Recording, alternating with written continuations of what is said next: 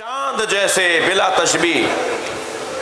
جی استعارہ ہے نا، خوبصورتی کے لیے، حسن کے لیے چاند سے تشبیہ دی جاتی ہے، اس لیے کہ جب اس جوان کا کٹا ہوا سر کوفے میں کس کی بات کر رہا ہوں؟ مجھے نام لیے بغیر آپ کا ذہن چلا گیا نا. میں آج کی مجلس میں آپ کو اپنے ہمراہ حضرت قاسم کی خدمت میں رکھنا چاہتا ہوں. امام حسن کا یتیم بچہ، مولا حسین کے بھتیجے قاسم، حضرت بی بی ام فروہ کا لال قاسم.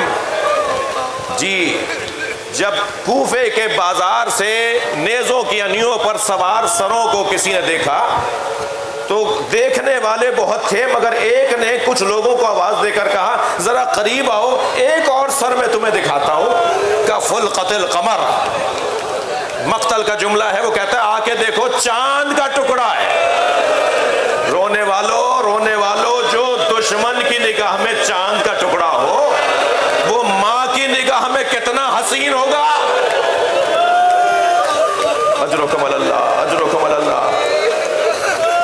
بظاہر 2 سال کا سن ہے حضرت قاسم کا. جب امام حسن کی رحلت ہوئی، شہادت ہوئی، تو امام حسن نے جناب قاسم کے لیے ایک وصیت لکھی، اور وہ وصیت کربلا کے میدان میں بی بی ام فروہ کو کام آئی کہ جب حسین ابن علی قاسم کو یہ کہہ کے لوٹا دیتے تھے تم اپنی ماں کا سہارا ہو، اور حضرت قاسم واپس خیمے میں آ جاتے تھے اور ماں کہتی تھی جاؤ چاچا پہ قربان ہو جاؤ، جاؤ چچا جان پہ قربان ہو جاؤ، اور چچا جان کہتے تھے تم ماں کا سہارا ہو.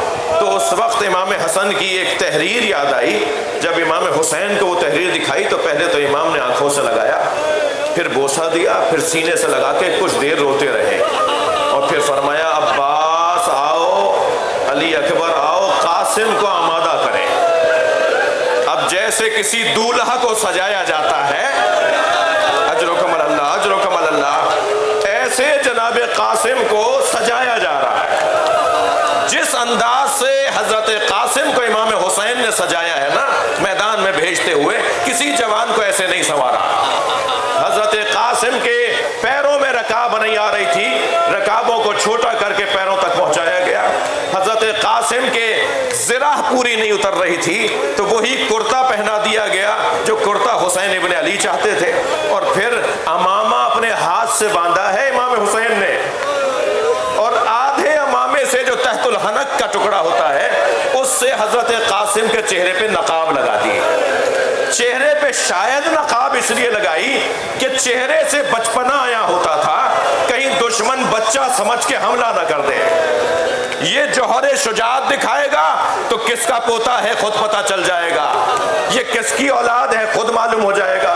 اب حضرت قاسم کو گھوڑے پر بٹھا کر امام حسین نے روانہ کیا. حضرت قاسم میدان کربلا میں پہنچے.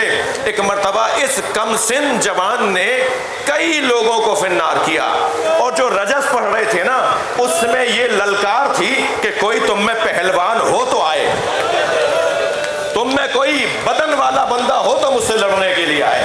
تو ارزق شامی کا ایک پہلوان بیٹا گیا. حضرت قاسم نے ارزق شامی کے پہلوان بیٹے کو فنار کر دیا. دوسرا بیٹا گیا، اس کے 3 بیٹے تھے، تیسرا بیٹا گیا، تینوں بیٹوں کو حضرت قاسم نے فنار کیا.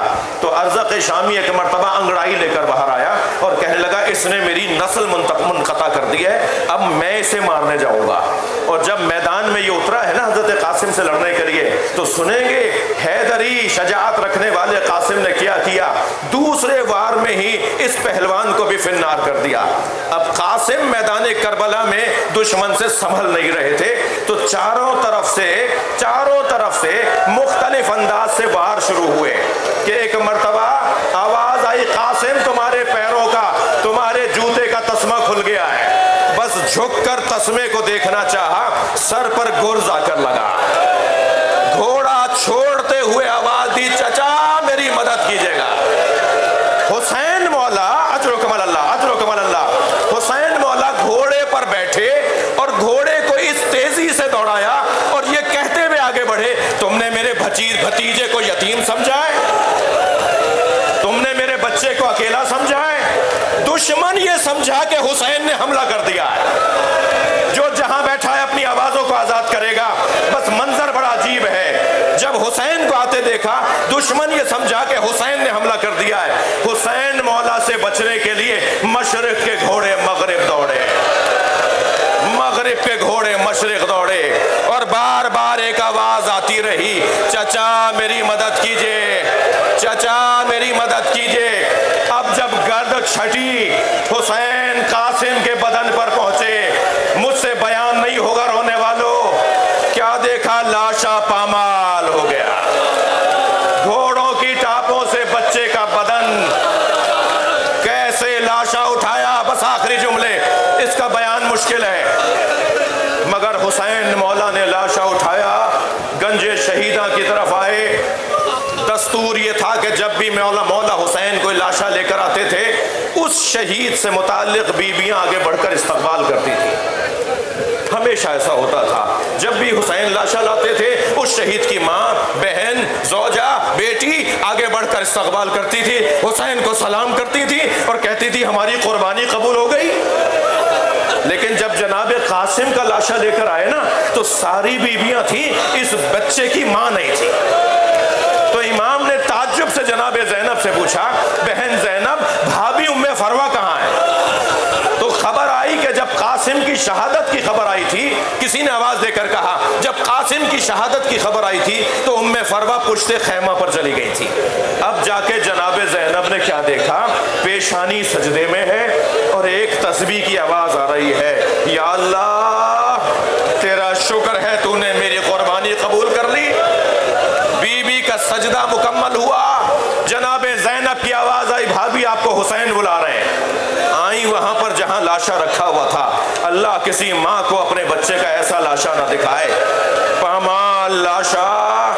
ایک مرتبہ امام حسین کی طرف دیکھ کر حسین مولا کو سلام کیا اور کہا, اے آقا حسین, اے بھائی حسین, مجھے میرے بچے کا خون بھرا کرتا دے دیجئے. ہاں ہاں, امام حسین نے نہیں پوچھا بھابھی اس کرتے کا کیا کریں گی جو تار تار ہو گیا, جو گھوڑوں کی ٹاپوں سے چاک چاک ہو گیا. مگر ماں کی آرزو تھی, امام حسین نے کچھ ہی دیر میں وہ چاک چاک کرتا, وہ خون بھرا کرتا جناب ام فروہ کو دے دیا. بی بی وہ کرتا اپنے خیمے میں لے گئیں. عصر عاشور سے کچھ قبل خیمے لوٹے. 11 محرم کو اسیروں کا قافلہ کوفہ گیا, کوفے سے شام گئے, شام میں اسیری رہی, بہت عرصے اسیری رہی. اسیری سے رہائی ملی تو تبرکات واپس آئے. رو رہے ہیں نا, سن رہے ہیں نا, کچھ زیورات واپس آئے, کچھ چادریں واپس آئیں, کچھ بیویوں کی بالیاں واپس آئیں, کچھ لباس واپس آئے. ہر بیوی نے اپنی اپنی گٹھڑی اٹھائی ہوئی تھی, جناب ام فروہ نے بھی اپنی گٹھڑی سینے سے لگائی ہوئی تھی. یہ قافلہ کربلا گیا, کربلا سے مدینہ پہنچا. جب مدینہ پہنچی نا تو بار بار کہنے لگی, میرا اونٹ جنت البقیع لے جاؤ. مادر قاسم جناب ام فروہ کہتی ہیں, میرا ناقہ جنت البقیع لے جاؤ. جب جنت البقیع میں پہنچی, اپنے ناقے سے اتری, قبر امام حسن کے برابر بیٹھی, اپنی گٹھڑی کھولی, خون بھرا کرتا نکالا, امام حسن کی قبر پر پھیلا دیا. اے میرے والی, تمہارے بچے کی نشانی لے